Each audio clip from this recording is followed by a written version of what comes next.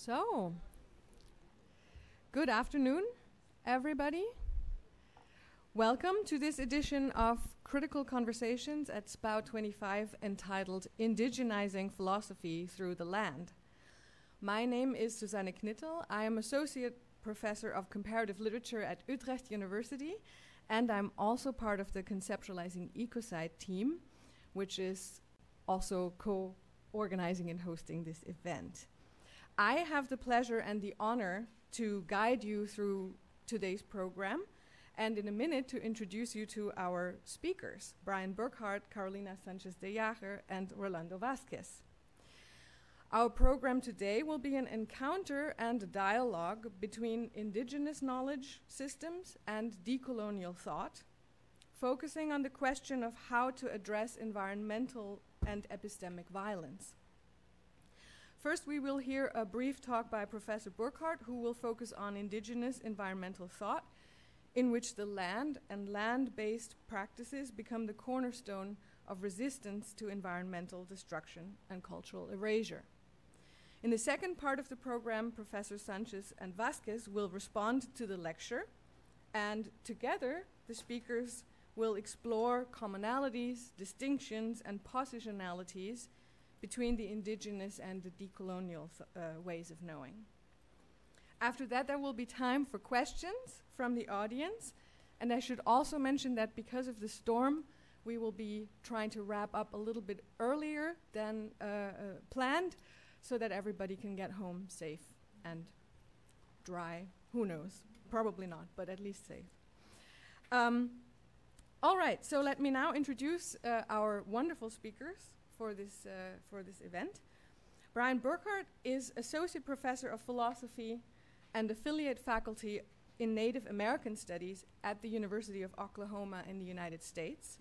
He is also the director of the Native Nations Center, which is a research and policy institute at the University of Oklahoma that works to enhance mutual understanding and good relations between the university and tribal nations.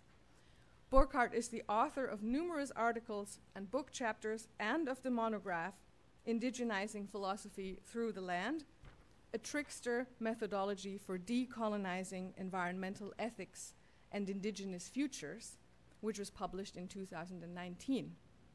His research specializes in Native American and indigenous philosophy, specifically indigenous land-based conceptions of well-being and environmental ethics.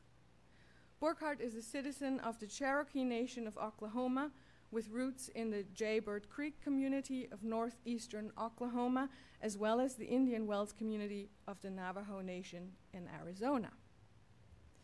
Carolina Sánchez-de Jaegher is a philosopher and ecofeminist scholar at Utrecht University, affiliated with the Institute for Cultural Inquiry. Her academic work focuses on environmental ethics and justice.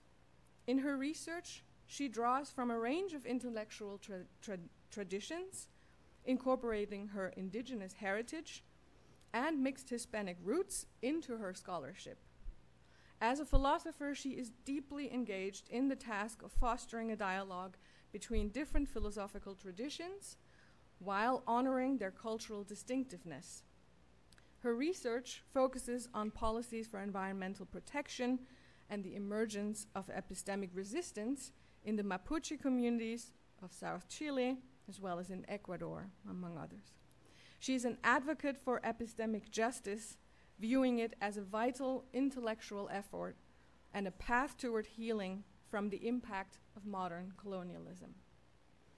And Rolando Vázquez Melkin is professor of post-decolonial theories and literatures with a focus on the Global South at the Department of Literary and Cultural Analysis and the Amsterdam School for Cultural Analysis at Amsterdam, University of Amsterdam.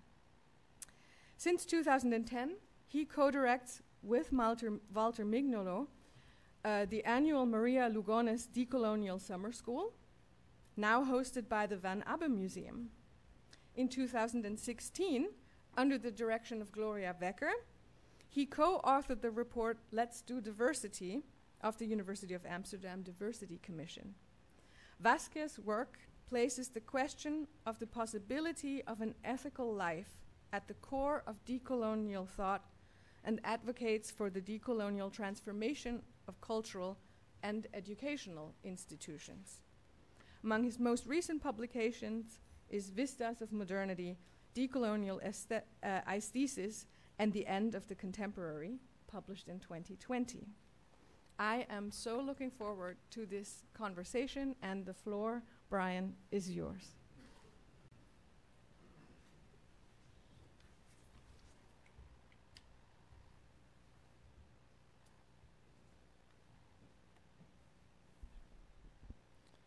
Sio Nagad, Galielika, Chidena Thloha, Brian Burkhart Dakwadoa, Jalagi Adiethli, Ale Dideo Husky, Wa Galalatiha, Ogalahomi. Hello, everyone. My name is Brian Burkhart, and I'm a citizen of the Cherokee Nation of Oklahoma and a professor at the University of Oklahoma. That's what I said in Jalagi Ganti in the Cherokee language.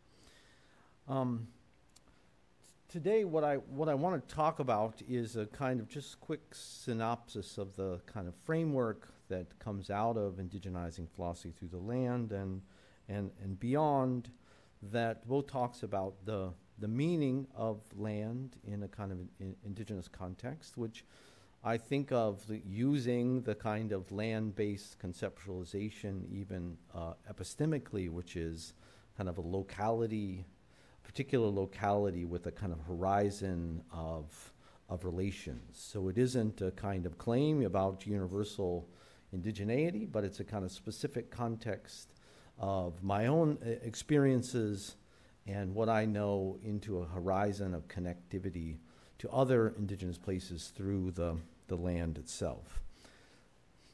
So the idea of land, but particularly then how that functions in the context of what I think the heart of coloniality and decoloniality is in relationship to land with a particular kind of meaning. And I want to focus on the kind of revitalization. There's the trickster sort of element. Maybe we can sort of talk about that in more sort of discussion. There's a lot to kind of explain, but some of the sort of sense of where that comes in might come even from what I say more generally. Oops, yes.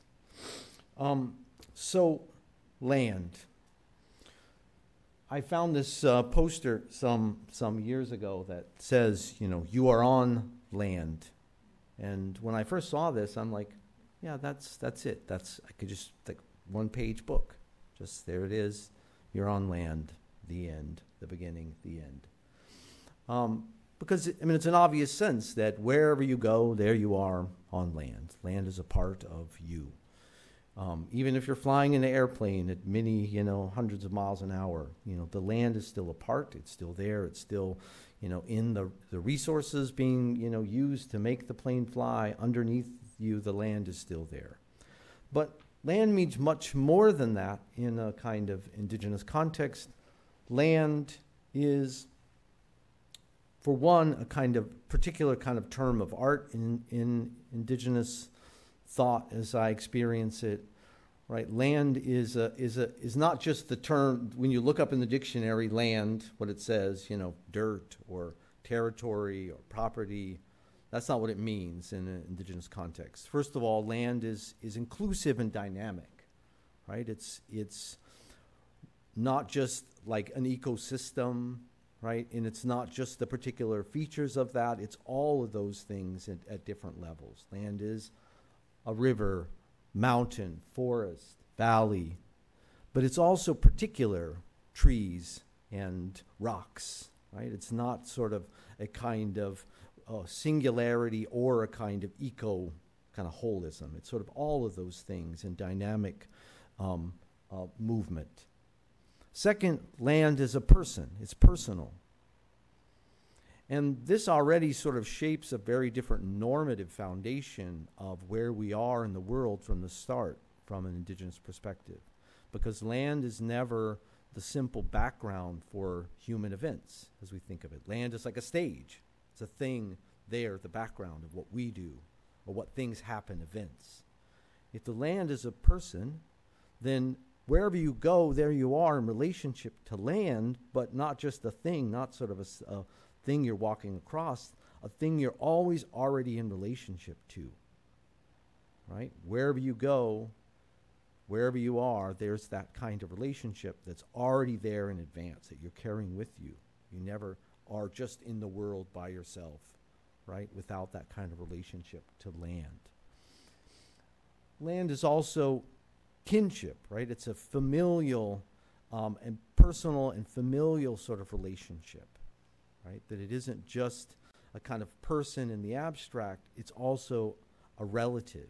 And it grounds a kind of context of relationality, right? Through the land that we're always a part of and connected to, that is a person, sort of generates a kind of framework of kinship that is always there with us, right? Because we're never out of relationship, we're in relationship to land, and then all the things that we have in relation continuing out from land are also relatives in this form. And we'll see some examples of this. I mean, in part, you see this in the context of much indigenous thought of always thinking of your relations as familial. And it starts with that basic relation of you and land as this relative, right? Every other thing is sort of generated out of that in a certain sense, so they're all sort of familiar relations. Everything is a kind of kinship, right? But also in kind of what I'm trying to frame as sort of land, it's too an expansive concept, right? There's lots of different areas, even in what I know. One other element you often see in kind of indigenous conceptions of land is a kind of autogenesis, right? That being comes from the land. We are from the land. As we'll see, George Manuel says, we are part of the earth that brings us forth. So it's both we come from the land, we're a part of it, and oftentimes, you know, there's lots of stories kind of articulated how, you know, elements of human capacity, individually, collectively, are actually generated or gifted from the land. The capacity to think and feel and reason and even language, an example that we'll see in a minute. So I want to just look at a couple different examples to put this a little bit in context before then we try to relate it to the notions of, you know, coloniality and decoloniality.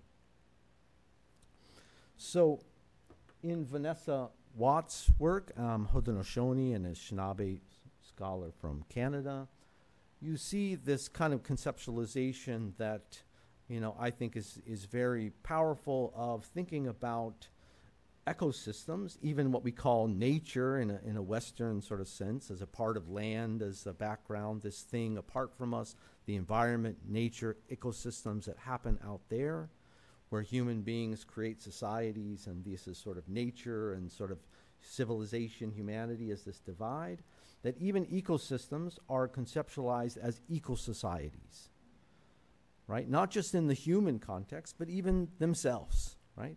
The elements of the land, the water, the trees, the animals of a particular place develop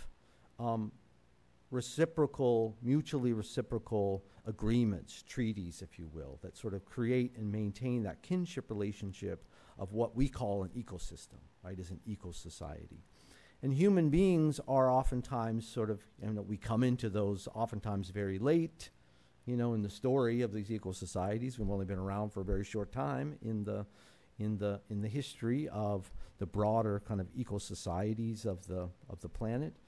And oftentimes we kind of are very sort of difficult to deal with, like sort of, you know, small toddlers in kind of messing up all the agreements and even making agreements and messing up our part of it, right?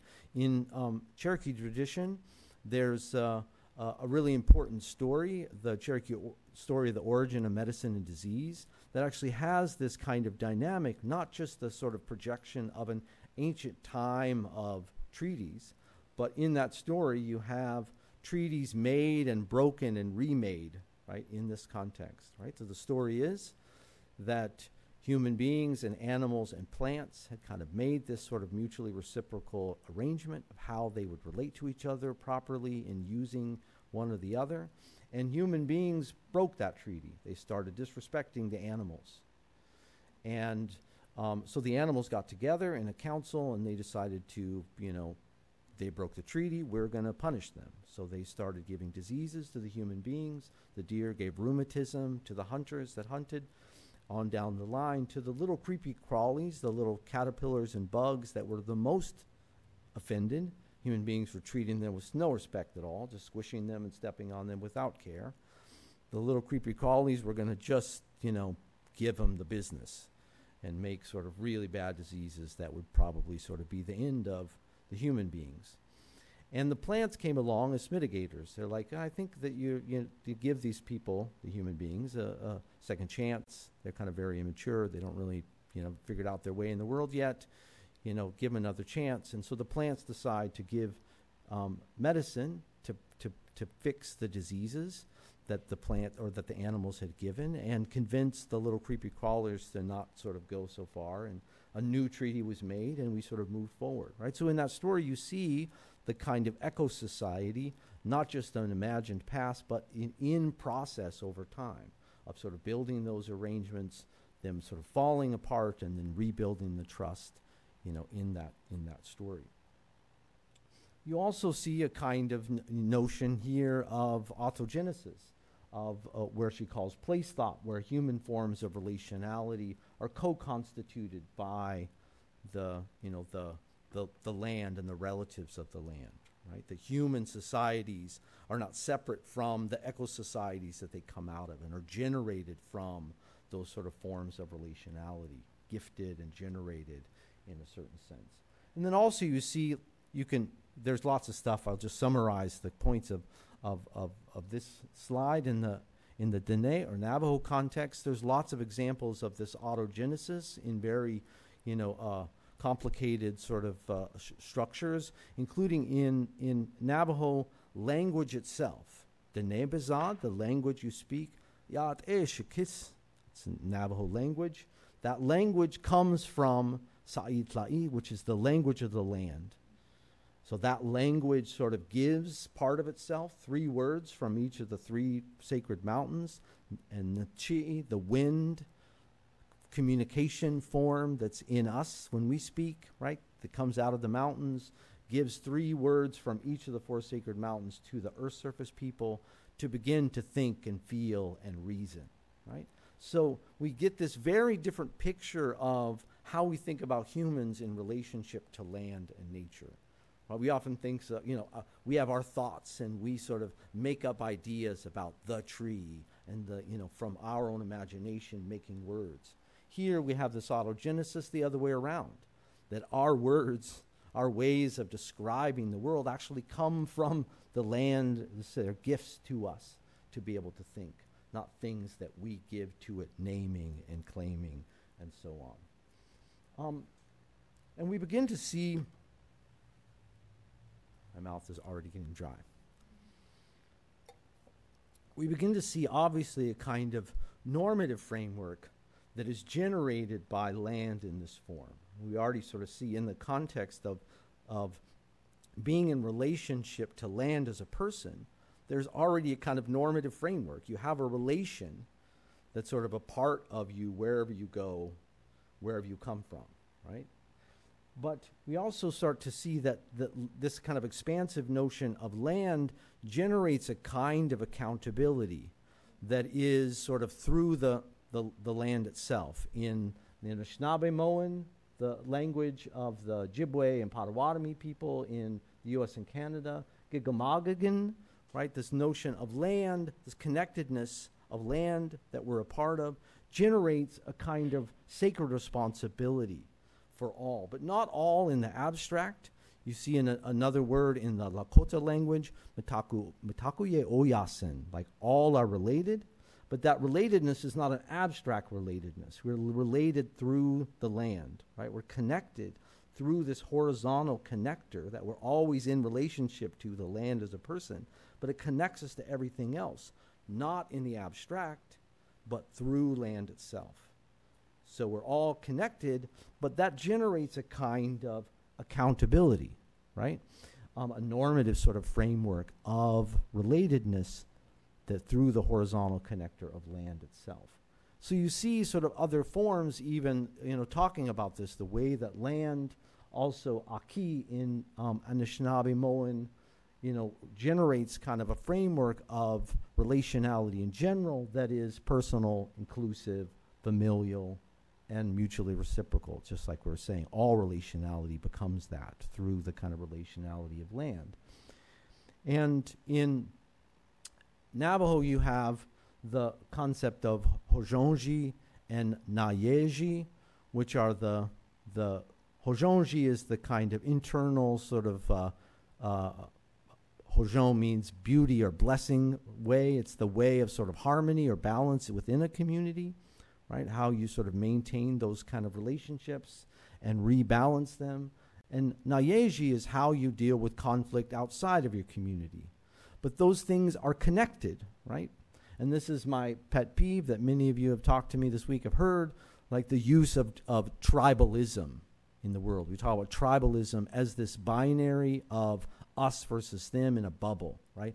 What's good for me, bad for you, good for you, bad for me, in some absolute bubbled form. So this is the absolute opposite of tribalism in the context of land in this form, because what I do here always connects to what is there through the land. You don't just disappear because I'm over here and you're over there. What I do to you, even outside in the Nayeji, I have to be accountable for too, because there's no way that I can remove myself from the horizontal relationality of land itself, right? So you can begin to see how these generate normative grounds for relationality and kinship as a kind of ethical frame in various kinds of ways. We talked about this legally and other kinds of forms and conversations already. Now, I think of this conceptualization of land using these sort of phrases of land as object and land as kinship, right? To a way of sort of conceptualizing the dynamic sort of framework of land that I'm expressing through these parts as a kind of horizon of sort of possibility, as land as kinship. And the key sort of phrase that I use from George Manuel's 1974 Fourth World about that is that, we are part of the earth that brings us forth, right? So that's this kind of, connected and generative, both the kinship and the kind of generative part in that phrase of we're part of what the earth brings forth.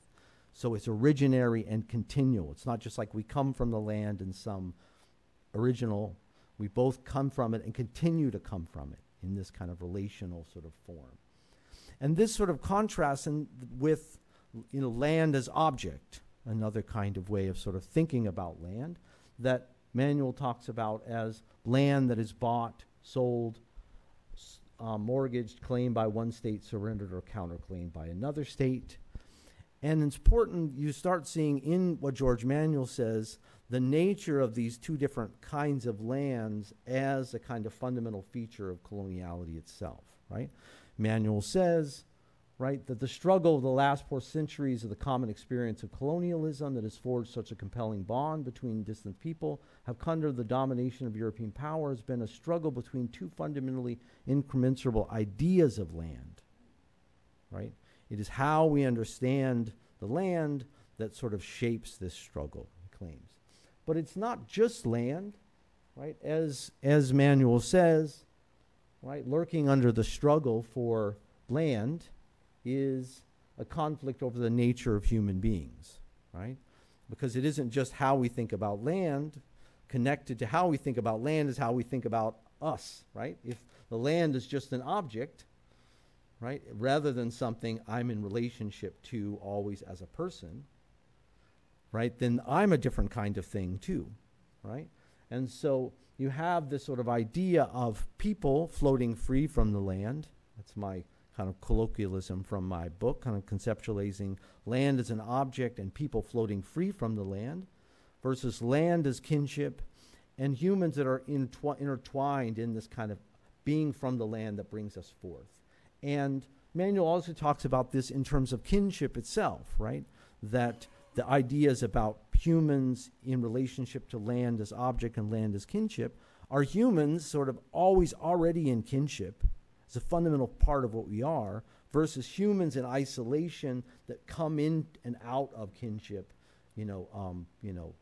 as sort of they choose in various ways, right? Not a fundamental part of how we always already are. And this then begins to sort of shape how we can think about land as kinship and land as object in relationship to coloniality as I think of it, right? So I think that as I talk about it in my book here, quoting myself, coloniality of power arises out of the cosmic reconfiguring of the foundational reality that exists in people, the nature of subjectivity, and the land, the nature of space and place. Because these sort of notions of land as object and humans floating free from the land are not just different cultural notions, like, hey, we think of it this way, y'all think of it this way. That the relationship between these two is a kind of colonial difference, right? That the conceptualizations of land and people in the context of land as an object and people floating free from the land serve to obscure the locality of indigenous ways of being in relationship to land, or land as kinship and people sort of connected to the land. That's obscured by the conceptualization of land as object and people floating free from the land. But this obscuring of land as kinship and people in kinship with land in these sort of colonial projected notions also are doubly obscured, because those obscuring become universalized narratives, like the truth. We've talked about this in various contexts this week and in other forums, even how we think about justice and the law. We don't think of those things as having particular forms of historical and experiential context. They are just the world, right? The law, justice, not these particular things that obscure the otherwise, particularly in this context, indigenous otherwise. So those become a kind of double obscuring. So then part of the disrupting of the structure of coloniality is this kind of obscuring of the relationship of people to land, of land as kinship. So obviously, a kind of decolonial force is de-obscuring. But what is de-obscuring other than revealing, right? De-obscuring is a fancy way of saying just show something that is kind of hidden, right? Revealing those ways of being in relationship to land that have been obscured by the conceptualization of land as object and people floating free from the land in this kind of universalized framework of coloniality.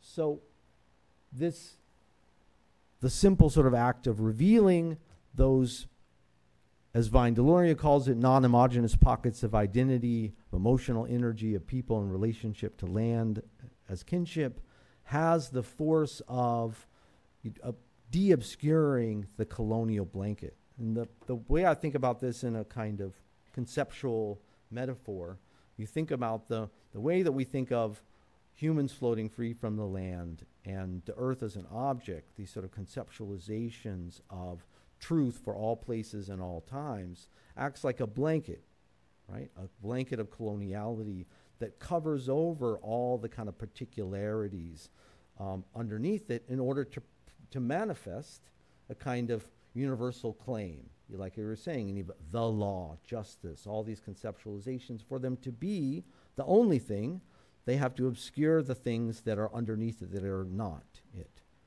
So you can think about the project or the operation of decoloniality at one level is sort of simply revealing the things the blanket tries to obscure. So kind of chewing through the hole, poking your head up a little bit through the blanket, right? Then instead of just seeing the blanket, the whole of reality in a uniform way, the truth, you see all the well, wait, what about that? Wait, there's another. What's this other thing underneath it? All these little things underneath the blanket. Suddenly the blanket's not doing its job anymore, right? And it sort of becomes undone in that sense, because it's sort of, its power is its kind of blanketing. It's hiding, obscuring the things that it's not, the particular ways of being in relationship to land in this context, right? So, final, how much time? It is, okay. A couple of things to say just to sort of put this together. One of the things that I think is important to kind of conceptualize that I use this term Ditlilotsana in Cherokee to talk about this sort of the power of coloniality as a kind of imitation or sometimes as a trick. This is where you can think of it in the trickster kind of form of sort of tricking the trick. But it's a kind of imitation power. But imitation, this word, Ditlilotsana in Cherokee, is imitation that is also like sickness, right? It's a kind of imitation that causes sickness. And that's a way of sort of thinking about, because oftentimes people say like, hey, coloniality of power sure seems real, right? You're calling it imitation. Look at all the real effects that come from it, all the damage, the ecocide, all these sorts of things that are happening from it. And if you think about that imitation as like, imitation that causes sickness, like bad medicine, is what this sort of means, right? That sort of imitation, but it's an imitation with real effects, right? And you can see how that happens in all kinds of forms, even the examples of taking and renaming and claiming places in the U.S., sort of taking parts of the America discovered and renaming them New England, New Amsterdam, New Hampshire, or taking sacred places and sort of making them conceptualized as sort of evil and devilish places, Devil's Tower, Devil's Lake, and so on. And so then you can connect this finally to some of the work being done in kind of settler colonial, decolonial theory in the US and Canada, in particular of this sort of revitalization, conceptualization of decoloniality, that I like this tweet that I found from Dr. Autumn Blackdeer that says, decolonization isn't asking for a seat at the table, it's chopping up the table and using it as kindling for a community fire, right? And that's the kind of like the revitalization, rather than sort of asking you, pleading you to kind of recognize us, to kind of give us the capacity to live. We're taking our resources, even what you give us, and building our capacity to be, that strengthens and has that sort of capacity of revealing. Final little story. I use this example to think about what revitalization is. In the Sundance, lots of ceremonies, you have to have a fire that goes the whole time. That's a part of it. You start with a fire, the fire goes the whole time. The fire has to be there. The fire goes out, ceremony's over.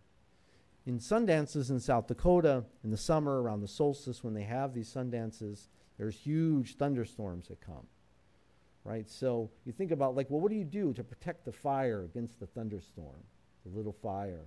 Are you going to go and sort of fight the fire, sort of run out there, like, try to knock the fire out, or sort of ask it to, the thunderstorm, stop coming, go away, right? Fight the thunderstorm. No, what you do is you make the fire stronger.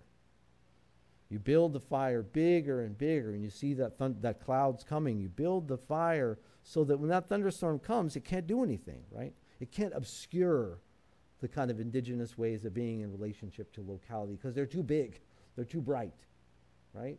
And that's sort of what that kind of form of revitalization, I imagine sort of looks like in a metaphorical sense. Okay, that's my story. Thank you. We're done.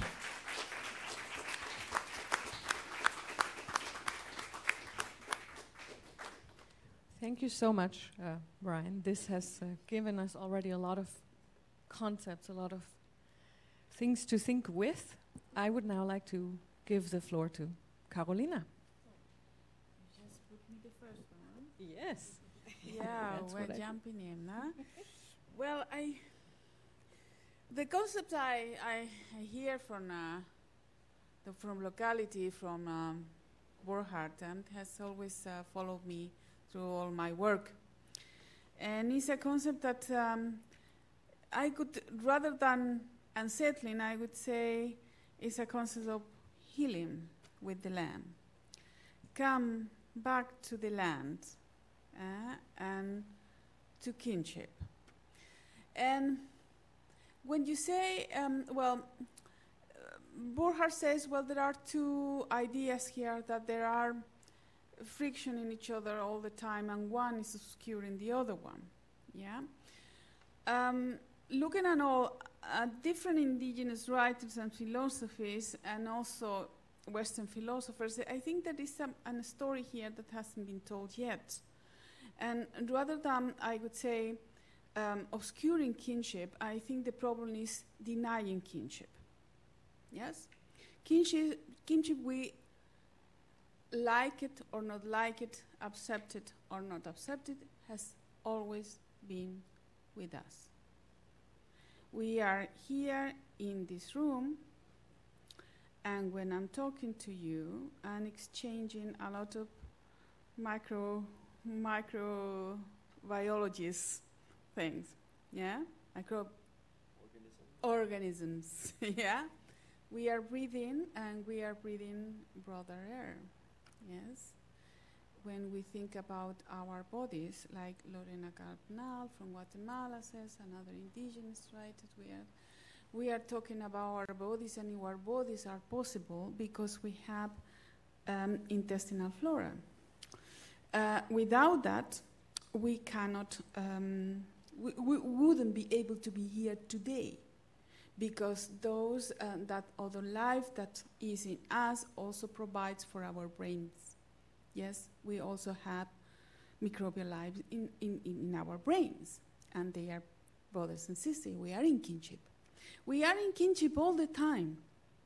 And I think that the story here about a part of obscuring that part is the denial of modernity of this kinship. Kinship has always been here. It is here at this very moment that we have water, we have tobacco, we have everything is kinship. And everything, like Burkhart says, is sacred. And then I give the floor to Rolando. Oh, yeah. Okay, thank you very much. Thank you for making it in the middle of the storm. So, thank you for the invitation. And thank you, Brian, for the very beautiful introduction. Well, I hope we can have a conversation, as it was the idea.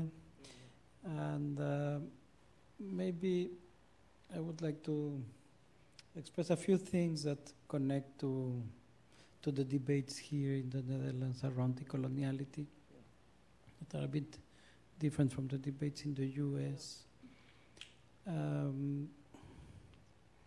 So I think first, in your work, the importance of locality that comes from this consciousness of land. Maybe I would like you to tell us a bit more about it, because what we have found through the colonial critique here is that the notion of being placed, so what we call positionality, being in a place, is a requisite for good science, for truthful practices in the arts and in the university, and goes against the current of what we might call the metaphysics of modernity, that is pushing us towards separation and forms of abstraction.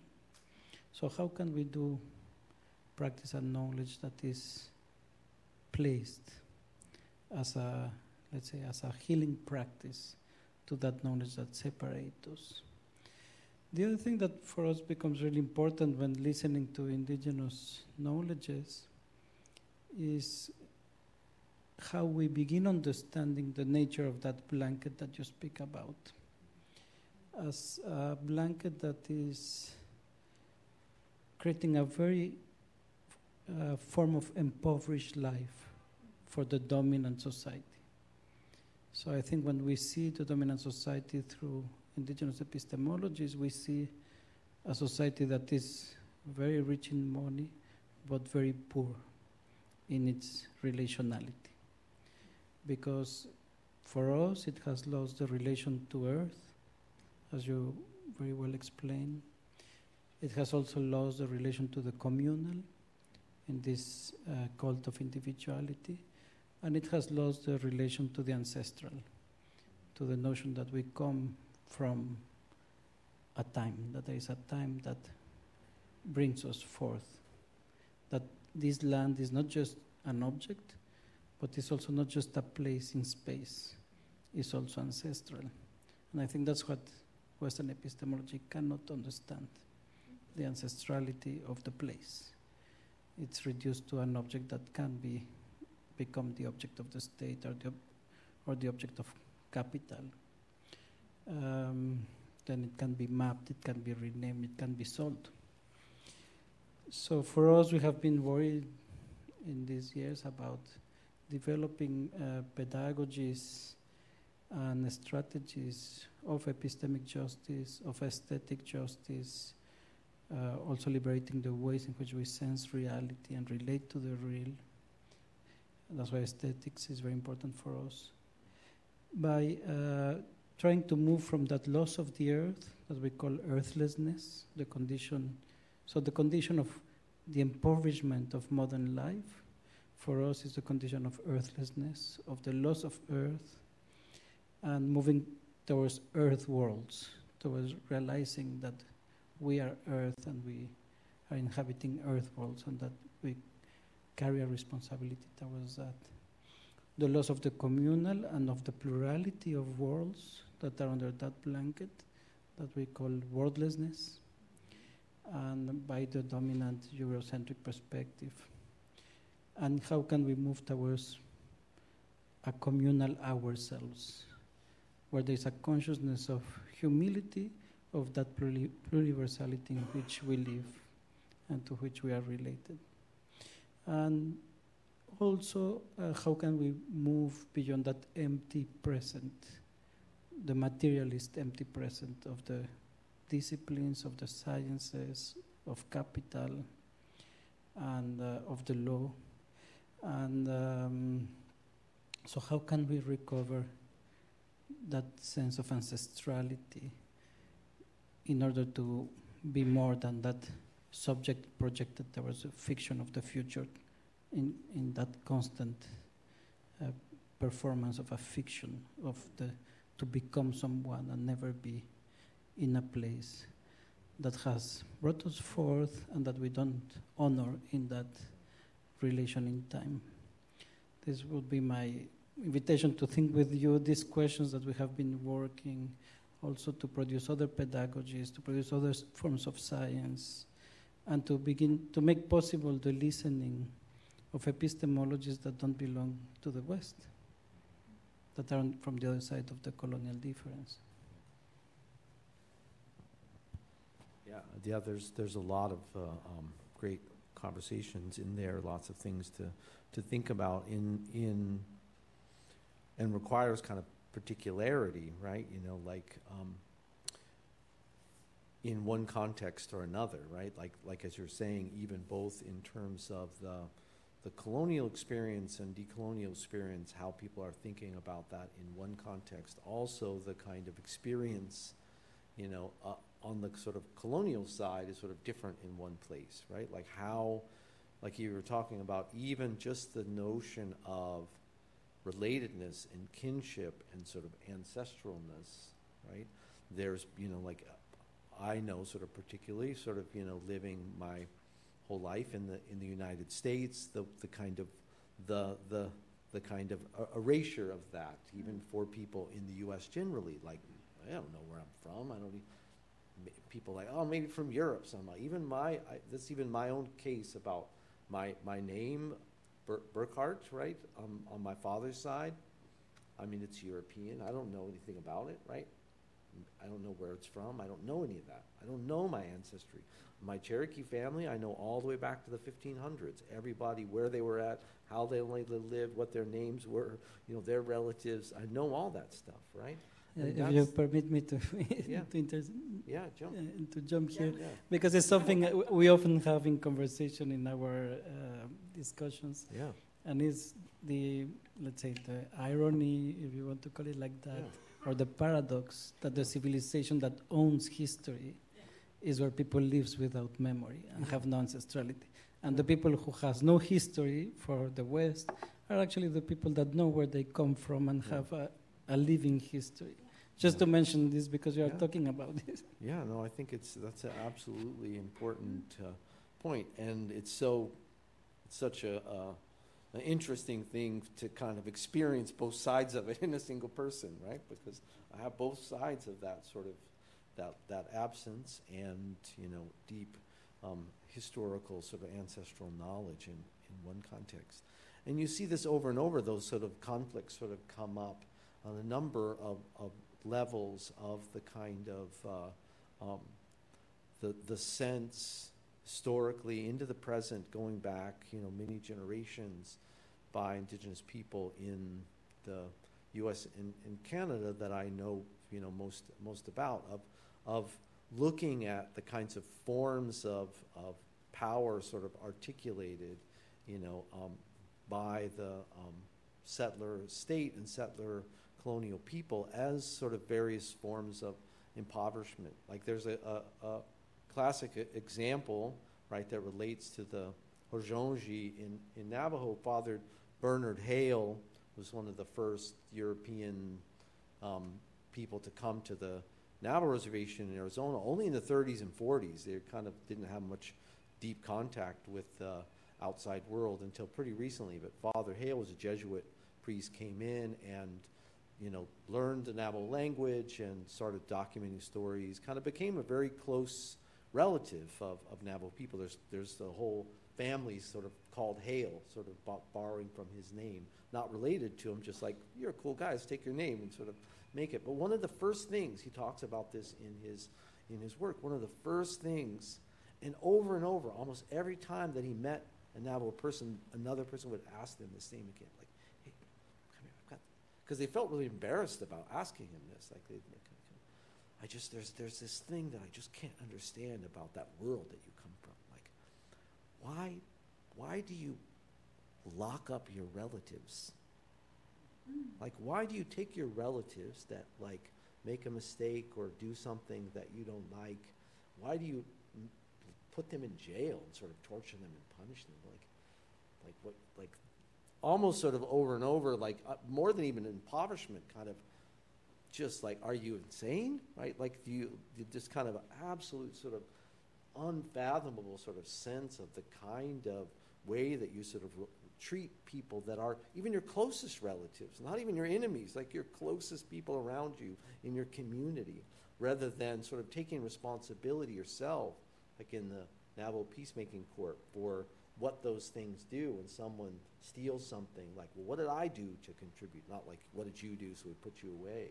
And like over and over, you kind of see this, like, yeah, this is sort of great power you have of, your technology or your kind of, economic growth and so on. But it just seems to all be going in this direction of, further from kinship, further from kind of connectivity, and just, constantly that kind of sense of awe in a negative sense of how you could see those things as the things that you were driving toward in some, ultimate way, rather than things that were kind of so,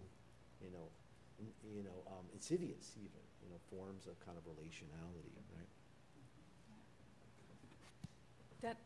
We had this conversation last week about where you also talked about the example of the court and the question of responsibility and the question of not what did this person do, but what did I do to contribute to this situation arising in the first place. Yeah. Which I think is a very important approach. Maybe we can talk a little bit more about that. Yeah. What does that mean? We also spoke about justice, the concept of justice. And when that turns everything around in a sense. Add something.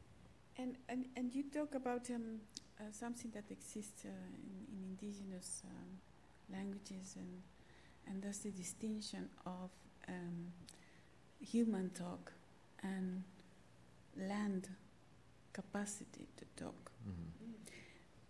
It is a big responsibility to put that knowledge on a stage. And some people are putting bears, birds, pumas, lions on a stage, on a tribunal, defending themselves with a human, a kind of, how can I say, trivializing this encounter with the earth talk.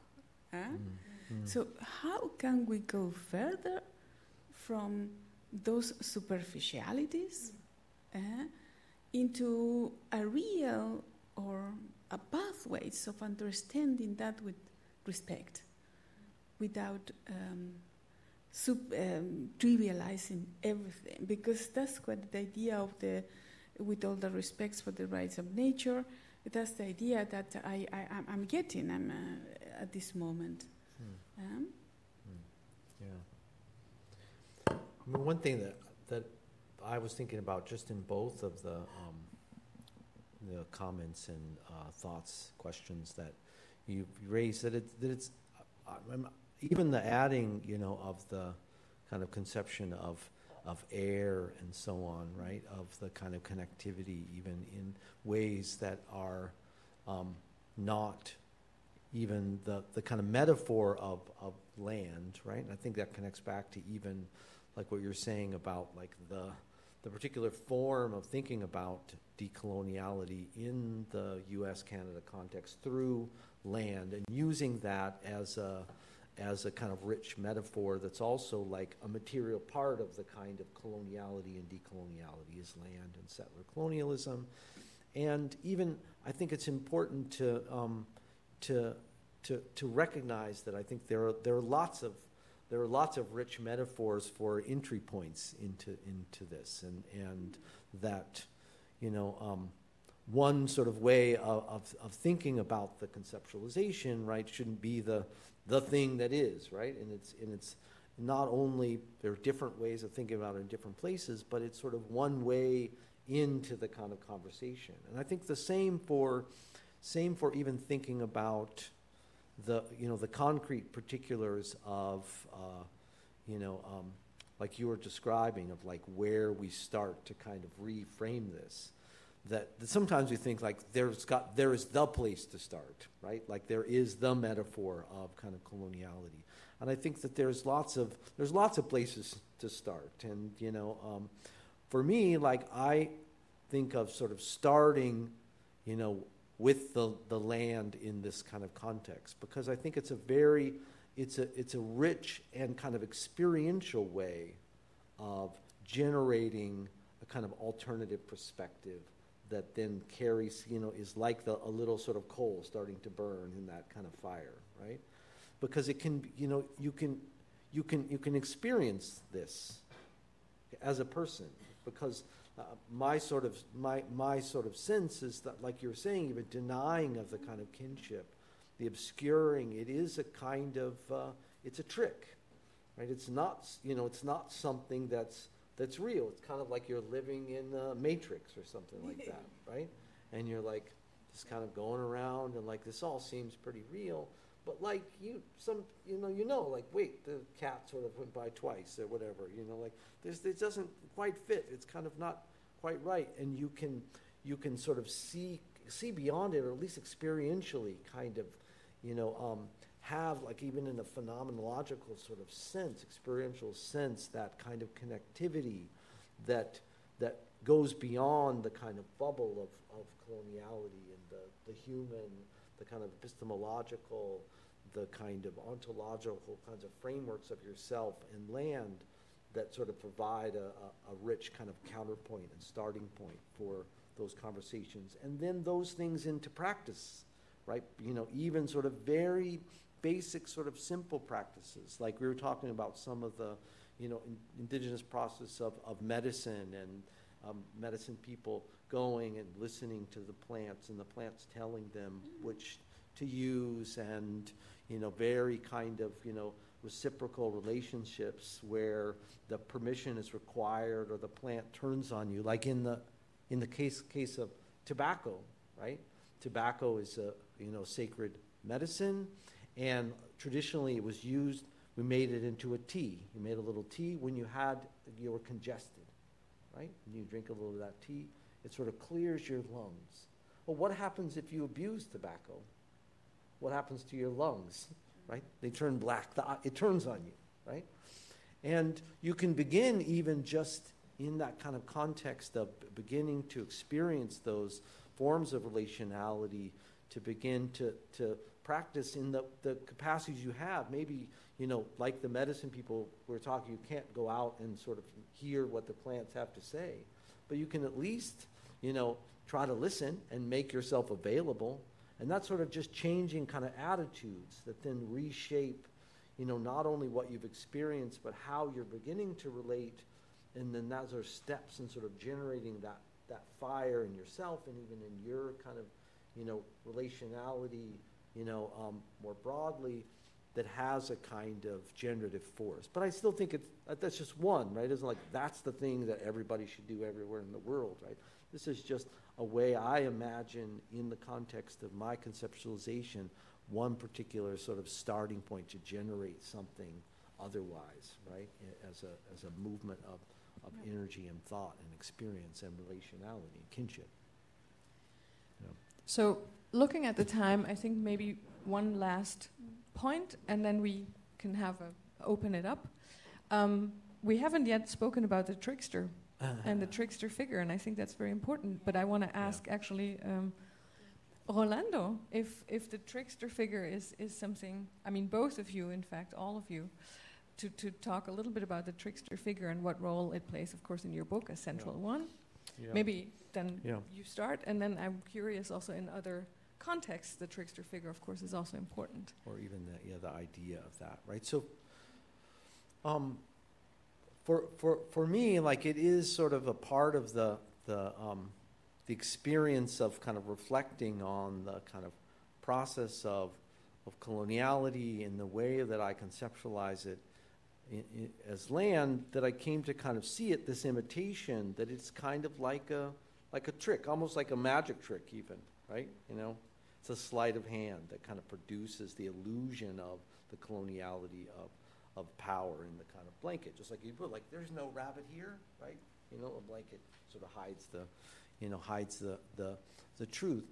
And I thought about, in a kind of, indigenous context, the way that tricksters and sort of other forms of contraries in sort of a cultural context sort of operate to, displace the normalcy of things. And even in a very simple way, present to the person who's hearing the story, right, themselves in a way they haven't seen. Just like in some ways, simply like a mirror. So like an example from the book, a very simple example that I think clarifies this. So there's a whole section in the book where I'm talking about the history of Western environmental philosophy, intrinsic value and instrumental value and all this kind of stuff. That's the whole history of this kind of conversation. And this story is being told by Iketome, the spider trickster, who's the kind of trickster character in my book that has a significant role. And throughout, he simply refers to all the different Western philosophers as just the Western philosopher, calls them. Doesn't give them any names, doesn't give them any respect, just calls them the Western philosopher said this really silly thing, here it is, right? And so part of what the trickster is doing in that context is, people that read that, particularly if it's them, they're like, hey, I'm, Peter Singer. Why aren't you giving me my due? My name is Peter Singer. And then what that does is present a mirror that, you can look in the mirror and still not see yourself, but if you do, you make the next step of like, oh, wait, that's what we've been doing to you all the time, right? Projecting you as the kind of the savage or all the Indian, all these sort of identities we've been put on you. Now, I don't like it when it happens to me, right? That's the trickster, kind of reversing the kind of story, presenting the inside out in a way that then reveals how it's made, right? And so it has a very powerful kind of decolonial effect, I think, using the kind of trickster operation, because it can turn the colonial difference upside down, right? and you can see the other side. Very similar to, in a particular kind of way, border thinking and other kinds of ways that people have articulated this, right? That, you know, I use this particular kind of context of my own experience and tradition to articulate, right? Yeah. Other thoughts? Rolando, do you have a response? Or Well, because I'm worried about time, I think it would be nice to have questions and answers. Yeah. But yeah, I think one of the fundamental things that I see happening is how what decoloniality does is to create a space of humbling modernity in order to be able to listen to other epistemologies, to other aesthetics. So it is, for us, it is also an incredible source of critique to the Western model of civilization that has been producing its own internal critique, but always on top of the blanket, you know, and has never heard who they are from the perspective of the majority of the people of the world that have received its model of civilization as coloniality. So I think that praise of self-reflexivity in Western philosophy is insufficient for a critique of the modern colonial system, and we need to begin listening to the other epistemologies in order to realize what this project of civilization is really about. So for me, I always put emphasis on saying terms like coloniality are not Western terms. Coloniality is a term from other epistemologies. Colonialism is a Western term, but coloniality is not. And that's the trickster that you're speaking about. We are turning around the concept to begin talking of a reality that Western thought is oblivious of and is not conscious of in its own self-reflexivity, with its huge tradition of critical thinking that is very important, but that never crossed the colonial difference. Exactly. last word before the conversation opens? I use the trickster methodology in my dissertation. So, I really recommend the book. Yes, yes, well, about that.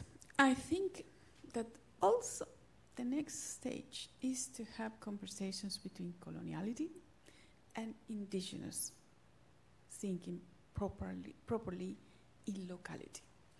I am a philosopher, and I do hear with big ears frictions, and those frictions should be acknowledged. First of all, coloniality, it goes about border thinking, and the positionality of coloniality is not European, like just Rolando says. Yet, when we talk and we go into the knowledge of indigenous peoples, we are going into something else, which I think Burkhart explains in terms of locality, local knowledges attached to the land. And there are certain things that coloniality cannot, decolonial thinking and coloniality cannot go into that, because those are still latent, reading, feeling, epistemological niches that are there, and there are proper knowledge of indigenous peoples. That's okay. Magnum. Thank you. Are there questions? Yes, let's start in the back.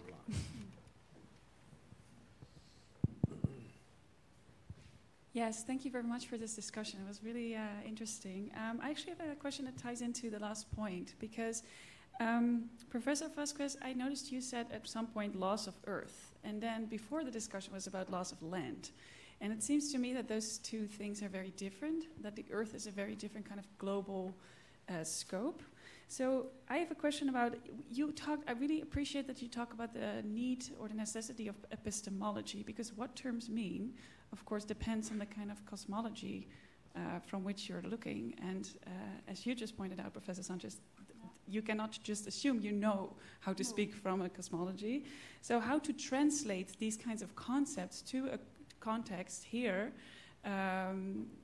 how do you avoid misinterpreting, mistranslating, misappropriating, and how do you keep focusing on the local when we're talking about earth, or having the idea of loss as a sort of historical moment? Yeah, that's my question. Thanks. Can we do a brief reply? Alternative is collecting questions, but I don't actually like that. So I would rather, yes. Who would like to say anything? I mean, I can say something about just the starting the conversation from our side. Like I mean, that's one of the reasons why I'm sort of careful to use the term Earth. I mean, land is sort of problematic too. These are kind of Western concepts that have been generated with sort of deep meaning in particular indigenous contexts, right? That then can be articulated to displace the kind of conceptualization of land that exists out there. But Earth is sort of similar. Like, I mean, the idea of the Earth as a globe, as a kind of thing, right, is not the thing that we live on, right? That's a thing you might see from space, right, over there, right? It is not the Earth. The Earth, as we conceptualize as a globe, is not the thing that we actually live in relationship to. And so to think about what the Earth is, that's, you know, in relationship to what land is, right, as a kind of way of conceptualizing locality and Earth as kinship, a thing that we are on and in and move through in relationship to land and air and water and all those things that are a part of us in very particular ways, right, is a way to kind of begin to kind of take the term Earth into the conversation too. I mean, that's one starting point. But I mean, there were lots of other good questions in there that other people might want to say something about or add to. Well, as you said, terms belong to local places, and they function in some places and not in others. Like settler colonialism is not very functional across Abya Yala, Latin America, etc. So there are differences in the use of terms. I think the use of the term Earth, the way we use it in this locality, is first not the Earth, not an object, but Earth, like making reference to a living system. And that is part of listening to indigenous epistemologies that consider the Earth the mother, or the Earth alive, and as ancestral, which sometimes land here refers more to a piece of land, like a property. Yeah. And so that's why the choice is important, I think, here. And it also allows to connect to a consciousness that is now emerging here, that is the consciousness of climate collapse. And climate collapse is a scientific term about the climate, but actually what is being destroyed is Earth as a living system. So that's why we speak about the loss of Earth and us becoming orphans of the Earth as a critique of modernity. You know, how we have forgotten Earth, that our body is Earth, the water in our body, the minerals in our body, and how we keep on dreaming that science fiction, colonial, patriarchal dream of escaping from Earth, and people putting millions into that, you know, which is an aberration of who we are as beings. It's a complete forgetfulness of Earth. So that's why we use these terms, but it's not. It's not that I think there is no disagreement where to speak of land is so important, where to speak of Earth is important. Yeah, I think so. I like that. Just a little thing in terms of translation work. Earth is not translatable to the Pachamama, the Gaia, the Mapu in the Mapuche world. Yes? It's not translatable, but those terms are in conversation, and I think is that what Rolando says about this. Yes? The work of translation is always an incomplete hermeneutics. It's not the final product, this is the process of achieving certain understanding as a basic principle of being honest in a research work. And acknowledge that vulnerability probably is acknowledging knowledge. Academic knowledge and building knowledge in community. That incompleteness. Yeah, so one of the points of this translation work appears almost every time you send a text, an abstract, and the editor adds the to earth, the earth, and said, no, we're speaking of earth, not as an object, right? And it's very difficult for editors, or it's very difficult for editors to understand terms that are verbal, that are not nouns, to speak in verbalities. That comes from relational epistemologies, but our work is how to create those spaces of translation as well. Thank you so much. Please. Thank you for the insightful talk. I want to go back to a question that Professor Vázquez formulated about pluriversality, because as I commented you in our opportunity, I saw that in your work, it seems that pluriversality is not a term that you engage tacitly. And I want to understand why. Are you skeptical about pluriversal as a concept that can connect, or is there any other consideration that we should think about the concept of pluriversality? Yeah. So part of my sense, we were actually talking about this on the train coming in here, that like the way that I conceptualized like locality, right? I mean, is a world, right? So there's a way you could talk about locality in a context of sort of the plurality of worlds. But sometimes I worry sort of how we sort of talk about the pluralverse, sort of plurality of worlds, and lots of other ways we kind of sneak back in the kind of the concepts of the blanket, right? Without sort of thinking, and we get ourselves into these binaries of, you know, humans and nature, and in this case of kind of universal truth and kind of relative truth, like contained in a bubble, right? It's a world, self-contained, reality and normativity is all there, and there's different ones of them, and they're isolated from each other, right? You know, in like different realities. And I think that's from my sense, the wrong way to think about it, right? And that there's a kind, that locality sort of exists in a space in between or beyond the kind of universal blanket of truth and individual self-contained realities of different worlds, right? Because the world of locality, you know, is kind of relationships and the eco-society that's sort of built in a particular place that is already dynamic there of kind of different forms of relationality, you know, humans, animals, peoples, rivers in kind of holistic and individualistic ways in very dynamic and inclusive sort of forms that build that relationality. But it isn't self-contained because it has a horizon of connectivity that I think of, right, in my metaphor, the land itself, right? That it isn't a bubble, right? There's a place, it's the valley here, and all this kind of stuff operates here. But the valley has the kind of, you know, mountain that goes up over there. I don't see what's happening over there, you know, but I can go over there, right? And so there's this kind of, this generative connectivity of the worlds, right, that opens up a different kind of space of connectivity from, that isn't sort of universal, it isn't then creating another blanket, right, but it isn't the kind of self-contained, isolated bubbles of worlds.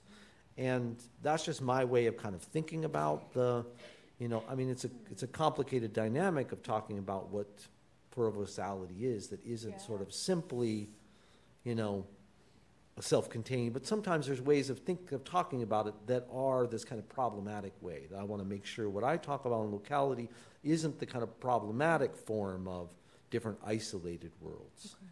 Thank you. Is that? Yeah, so I think, thank you for this. I think you're signaling the dangers of the term. And the danger is that it might become another mega or meta discourse. And that also can be misinterpreted as a celebration of fragmentation, like in a postmodern style of fragmentation. And I think for us, what is very important when we use the term pluriversality, first as a, if you want, trickster or as a strategy to say there is an alternative to universality and to meta-narratives, is that when you understand pluriversality as a celebration of difference, it tells you that nobody can be in no place, that everybody has a place. But because you're a place, you recognize that you're in a pluriverse, because there are many other places.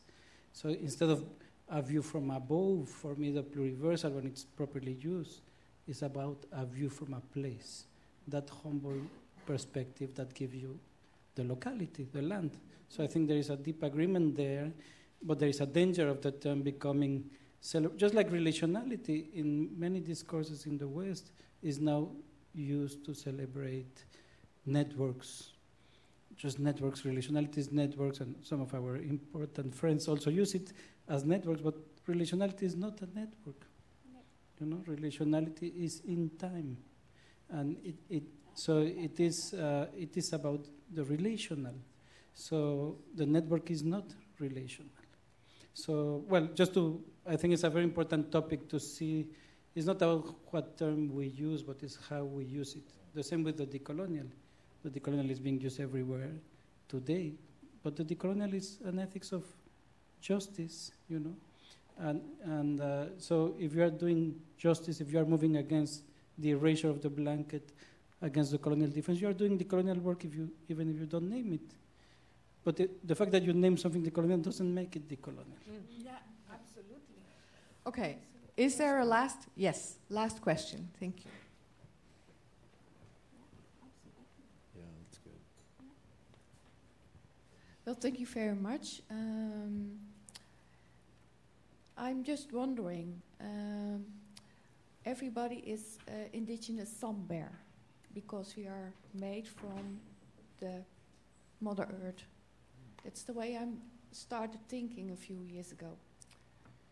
And I'm happy you are here because you are not more as 7 generations away from living with the land, from the land, and it's easier to get this knowledge back.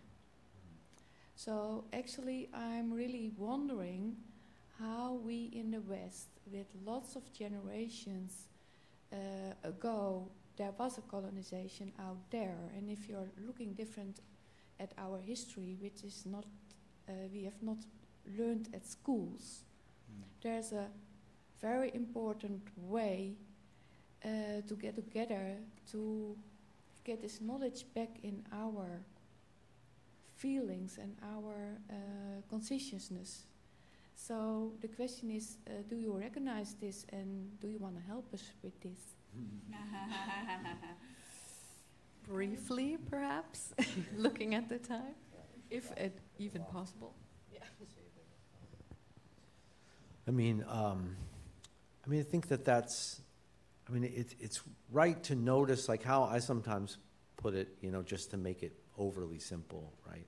But I like sort of even what we were saying in different contexts of kind of thinking about even the way we use the earth, or even sort of pluriverse, that like part of the problem is sort of trying to think of those sort of concepts from above, not the way they kind of present a critique. And what I often sort of say is that, like, before people who colonized could colonize others, they had to colonize themselves, right? Like, the structure is not, a kind of structure over against people. It's sort of saying it creates this kind of world that people that live in it can't understand it or kind of operate outside of it either, right? So I think that at that level, we're all as sort of, earth surface beings in the Navajo language, in this together, that it's not, they're two sides of the same coin that we have to manage to kind of build kind of ways of relating and connecting back to the places that we're at, wherever they may be, in relationship to the other places that we've operated on sort of colonially, and rebuild those trust relationships with the earth and with each other, right? And how we do that in the particular places, our localities, is sort of something we have to start building sort of collectively to kind of think about. Right? The last little comment. You have it. You had it. Just go back up to the 14th, 13th century. There are a lot of secrets for Europeans there. And at one point it's changed. a trickster methodology. A trickster came and started to burn people. Huh? So think about these possessions, because not to have this, and us indigenous peoples say, you have it, and you have been dispossessed, and if you want to learn over indigenous people, let's start by learning these possessions, de-learning that. I think this is the moment, Carolina, for your concluding remarks. No. So, ciao, Giulio. Can you come?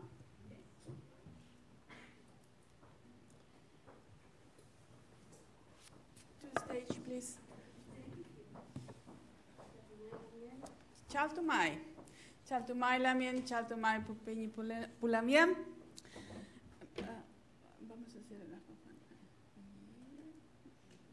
okay, yeah. So, chaltumai kimel tu chefe lamien Susana Lito. A big applause to her, please. Chaltumai kimel tu chefe Rolando Vázquez. Che Rolando. And a big applause, Kimmel to Chepe Brian Burkhart, for being together tonight. A big sense also for Chartulio to come to the stage today. I asked her, please come here.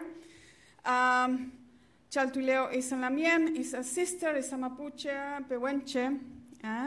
We share similar DNAs together, and we are going to do something that Mapuche people do when they are happy, when there is joy, when there has been the gift of giving knowledge, because knowledge is a gift in reciprocity. So they do the afafam, and it starts like this. So you start, just say, yeah, yeah, yeah, yeah, yeah,